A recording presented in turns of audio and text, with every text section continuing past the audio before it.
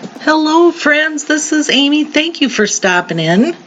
I'm going to be making this cute little chicken nesting house, and I'm going to be using 8 of these cute little boxes from Dollar Tree.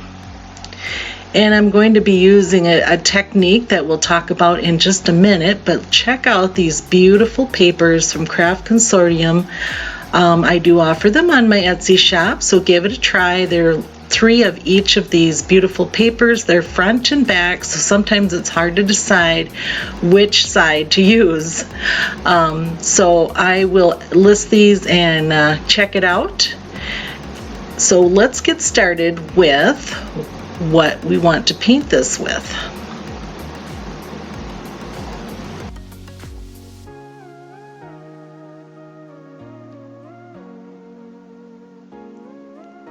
Okay, I chose these white. They've kind of got a gray look to them, and I went with the smaller planks because these are smaller boxes and I just thought it'd look great. And I'm going with the Waverly Steel. I'm kind of going with the grays and browns, whites. You'll see what I do when I get to making some faux metal rust. So here I've got them painted, and I did not do the outsides because it's best to secure the glue with wood glue and have bare wood. So I just cut those papers down and I put them on the inside. Use, whatever type of glue you want. I chose to use double sticky tape, and now I'm just going to use some good old wood glue and clamp these together and allow them to dry, and those are very, very secure.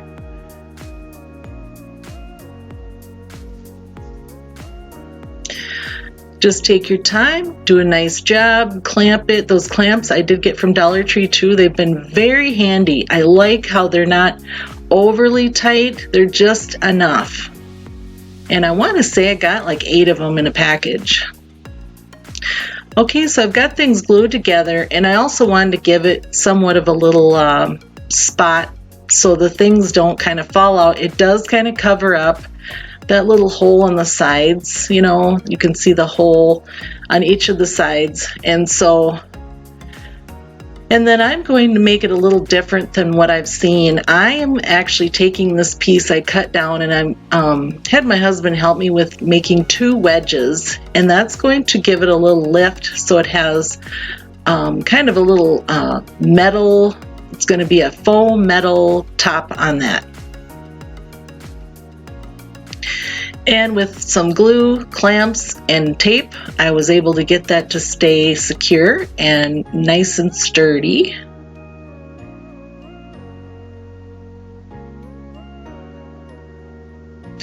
And now watch what I do with cinnamon, and this was recommended to me by Patty. My good friend Patty that watches my videos and is always so encouraging, and I want to thank you, Patty, for this great tip because I really like this. So while the paint is still wet, you'll want to sprinkle on some cinnamon, and the neat thing about the cinnamon is it gives it kind of like it's rust, like you feel it. It's got a texture to it, and so okay, so I'm gingerly going on it right now, and I'm thinking, okay, you're just kind of, let's just put some more on there. And so I just started painting, and then it kind of blended there, and I was like, I kind of like how this is looking. And I was just kind of going at it a little at a time, thinking, but then I wanted more rust look. So then I kept adding and adding, and pretty soon it's feeling like rust, it looks like rust, and just kind of work with it however you think that you want it. I was thinking about, when you have those tin sheds, a lot of times on the edges, they'll get more rusty, and that was what I was thinking. Now, I also was thinking too, I wanted a galvanized look. Typically, galvanized steel isn't something that's going to rust. It's going to take a long time, but it can if that kind of comes away. And so that's why I chose to go with the steel color. Now, when I looked up directions for this, it said to go with your metal look, you know, like your more shiny. I guess I tend to agree with that, but the reason that I went with this is because it'd blend better with the rest of the decor. But a shiny metal paint, that would really look neat on this, I think. And maybe the next time I do this, I will choose to use that. But see how I just kind of added more and it just kind of came together. And then I got the truffle paint out, which is that brown Waverly, and I wanted a little darker. And so I just kind of dabbed that in and just fuss with it, you know, however you like it. And I'm pretty sure you're going to be very pleased with it. And then later, I'll show you in this video how I did those. You can see those two little pieces of bare wood right there on the right. And I'm going to make them look like they've been nailed in there and that those are old and rusty as well.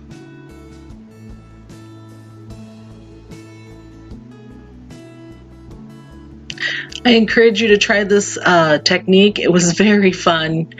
I definitely will be using this again. I just love how the cinnamon works, and it was such a nice, great tip from Patty that I'm very grateful. I'm glad she kept asking and suggesting it to me.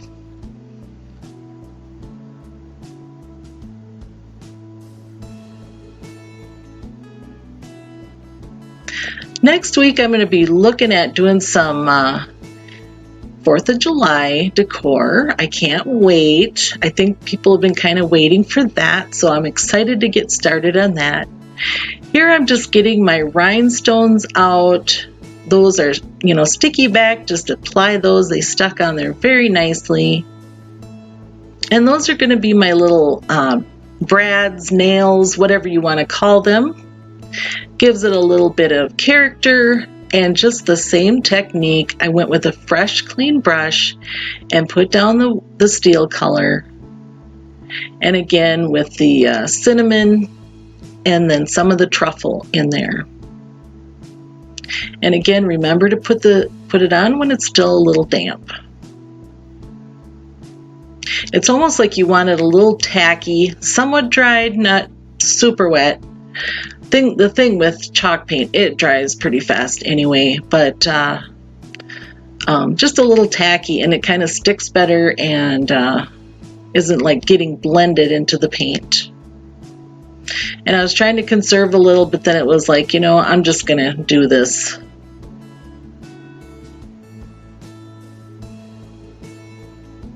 The weather's been so warm lately. It's been so nice, and I'm glad that people have been able to get out and enjoy, you know, the outdoors and yet find a little time to catch up on their crafting.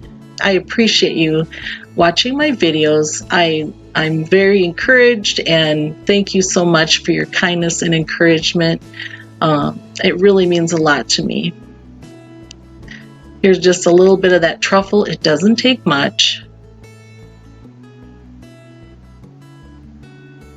Yeah, and just kind of add that in there, and what a fun technique.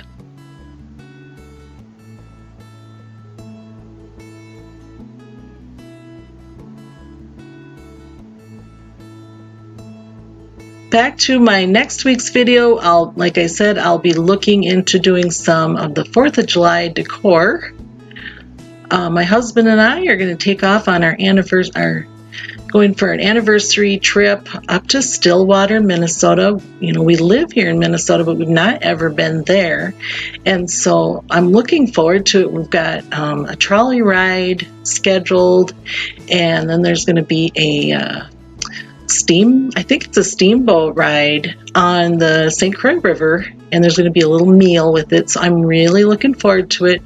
So as I'm finishing this all up on Thursday, and so we will be taking off tomorrow, and I'm planning on getting this out on Saturday morning.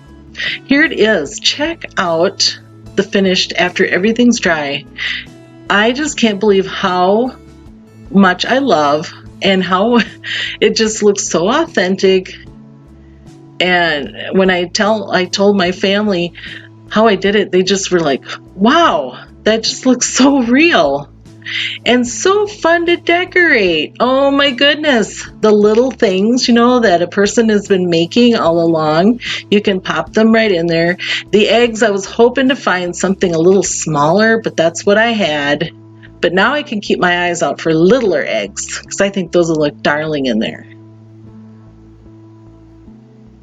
You guys, you could do this. Give it a try. I was thinking too, adding a little chicken wire in there would be really cute. I want to thank you for coming. Have a wonderful day and take care. Until next time.